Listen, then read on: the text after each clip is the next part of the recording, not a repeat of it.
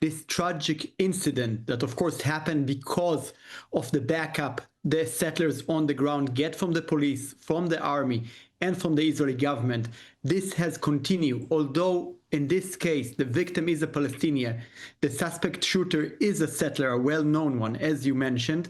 The Israeli authorities, the army, the police, and the settlers continued their campaign against the village. It's important to say that since the war in Gaza began, this community, like many others in the area, have been under constant pressure to leave, harassment, invasions, seizing of land, and other things. But you could imagine that at least while people are mourning the death of Odeh, that was really loved among all the community and also by Israeli international activists that came to the village, they did not stop. The opposite.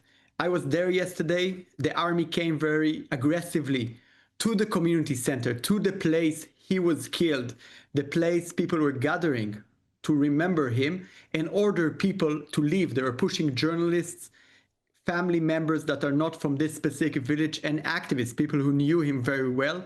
They forced us out, and even in the entrance to the village, they started to throw stun grenades.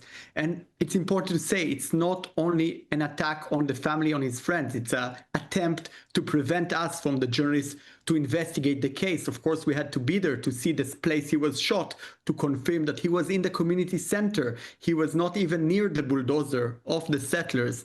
Later on, at night, the Israeli army raided the village, arresting 8 men, in addition to 5 Palestinians that were arrested during the incident, while the suspect, Yinon Levi, was released to house arrest by the Israeli court. Of course, the Palestinians are processed in the military system, so they would see a judge only in a few days. But I think this is not a coincidence. It's a message to the Palestinians, to the people who stand with them in al-Khair, that despite the tragedy, the settlers and the state are continuing the effort to push the people out, and, even burying him, a very simple thing.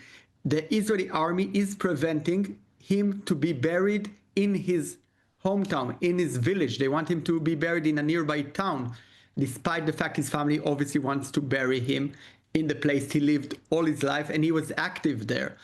His friends and colleague told me, and I also knew him personally, that he was the most peaceful man.